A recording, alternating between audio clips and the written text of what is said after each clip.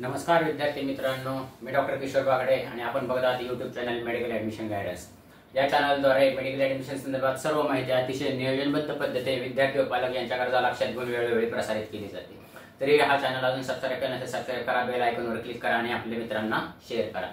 तर या अगोदर या चॅनल तर्फे आपण मेडिकल ऍडमिशन संदर्भात लागणाऱ्या बऱ्याच गोष्टींची माहिती घेतलेली आहे। त्याच्यामध्ये डॉक्युमेंट्सची माहिती घेतलेली आहे, डॉक्युमेंट्स कुठले कुठले लागतात ह्याची माहिती घेतलेली आहे, बीएमएस आणि एमबीबीएस बद्दलच्या सीट्सची माहिती घेतलेली आहे, त्यांच्या कट-ऑफ बद्दलची माहिती घेतलेली आहे।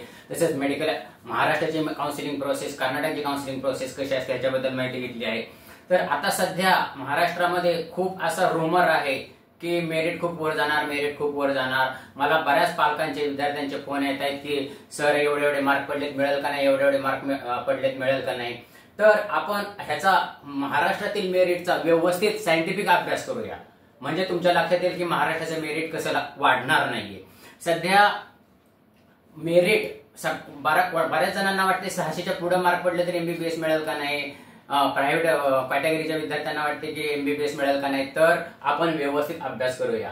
तर सिच्युएशन काय आहे हे पूर्ण लक्षात घेऊ, ऍडमिशनचे नियम काय आहेत ह्याचा विचार करू आणि सिच्युएशन म्हणजे जे काही सिनारिओ आहे भारतामध्ये आणि आपल्या महाराष्ट्रातील कायदे ह्यांचा पूर्ण अभ्यास केला तर मी तर स्पष्ट म्हणतो की महाराष्ट्राचं मेरिट काही खूप वाढत नाहीये।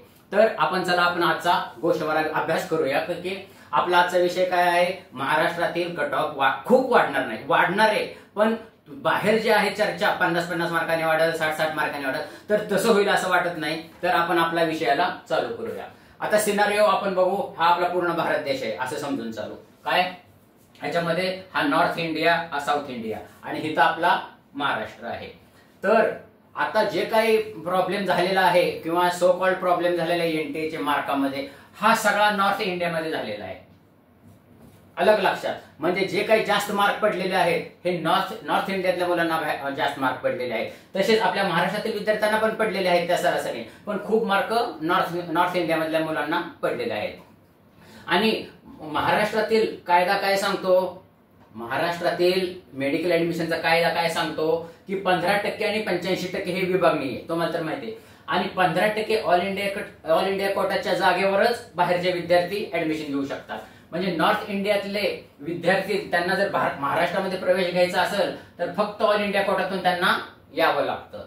आणि ऑल इंडिया कोटासाठी आपल्या जागा किती आहेत, आपण गव्हर्नमेंटसाठी आपल्या सगळ्या महाराष्ट्रामध्ये जागा आहेत 5000, त्यातल्या फक्त 15% आणि 850 जागा त्याच्यामध्ये आहेत। म्हणजे प्रॉब्लेम कशावर आहे, 850 वर।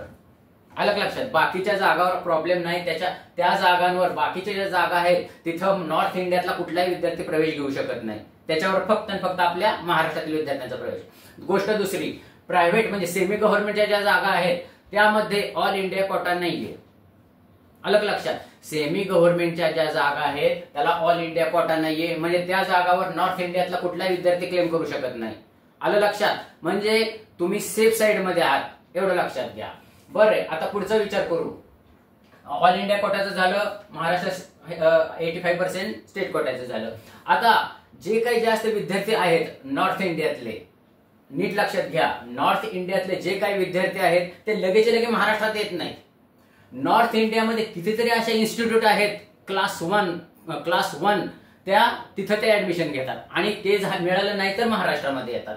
आता नॉर्थ इंडियामध्ये कुठल्या कुठल्या इन्स्टिट्यूट क्लास 1 आहेत ह्याचा विचार करून तुम्ही हे नीट बघा, म्हणजे तुमच्या लक्षात येईल की ज्यांना जास्त मार्क पडलेले आहेत ते महाराष्ट्रामध्ये येणार नाही, ते अगोदर तिथं कॉप होणार आणि तिथं कॉप झाल्यानंतर मग इकडे येणार। अलग लक्षात, म्हणजे ज्यांना 710च्या पुढे मार्क पडलेले किंवा 700च्या पुढे मार्क पडलेले ते महाराष्ट्रामध्ये येणारच नाहीये।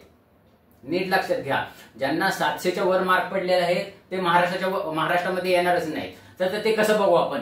आता नॉर्थ इंडियामध्ये एम्स म्हणजे all India institute of medical science किती आहेत बघा, दिल्ली, पटना, बिलासपूर, जोधपूर, भुवनेश्वर, गुवाहाटी, रायपूर, ऋषिकेश, भोपाळ, हैदराबाद, भटिंडा, गोरखपूर आणि रायबरेली।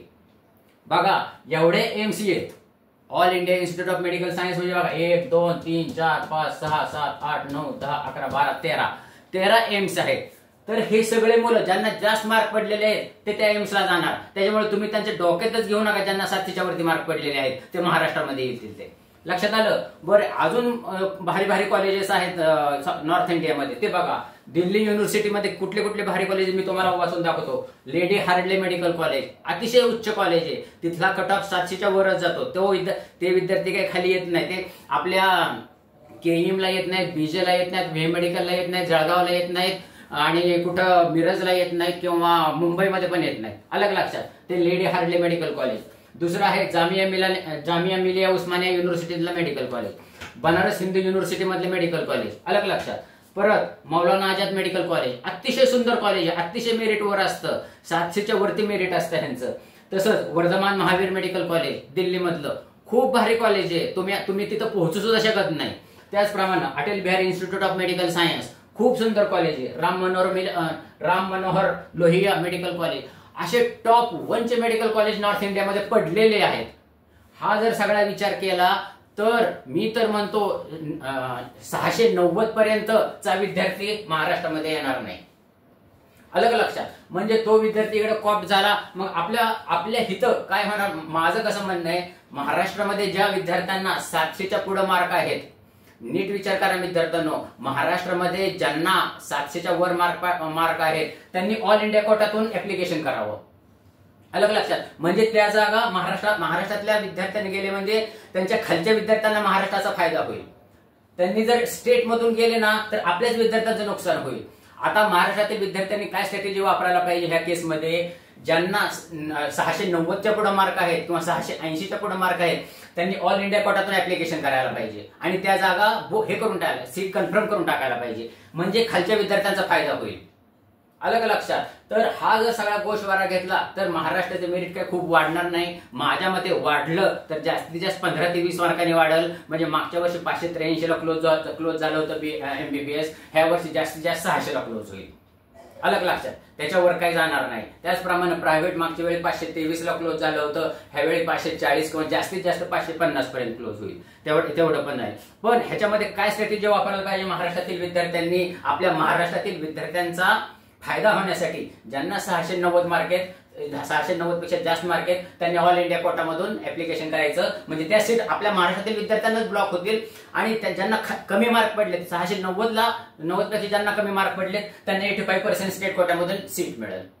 कारण जर ज्यांना 690च्या पुढे मार्क आहेत त्यांनी जर 85% कोटामधून ऍडमिशन घेतलं तर खालच्या विद्यार्थ्यांचं नुकसान होणार ना. तर ही स्ट्रॅटेजी महाराष्ट्रातील विद्यार्थ्यांनी वापरली तर निश्चितच महाराष्ट्रातील विद्यार्थ्यांचा तोटा होणार नाही आणि त्यांचा कट ऑफ वाढणार नाही. मला वाटतं की ही तुम्हाला माहिती आवडली असेलच तर तुम्ही शेअर करा, तुमच्या मित्रांपर्यंत पण पोहोचवा. तसंच ही माहिती जर तुम्हाला लक्षात आली नसेल तर हा व्हिडिओ परत बघा, म्हणजे तुमच्या लक्षात येईल. या अशाच माहितीपूर्ण व्हिडिओसाठी या चॅनलला सबस्क्राईब करा, बेल आयकॉनवर क्लिक करा, कारण तुम्हाला लगेच नोटिफिकेशन मिळेल आणि तुमच्या मित्रांना शेअर करा. हा चॅनल मेडिकल ऍडमिशन संदर्भात तुमच्या पाठीमागे मेडिकल ऍडमिशन संपेपर्यंत पाठीशी राहणार आहे. तरी एवढं बोलून आजचा विषय संपवतो. जय हिंद, जय महाराष्ट्र.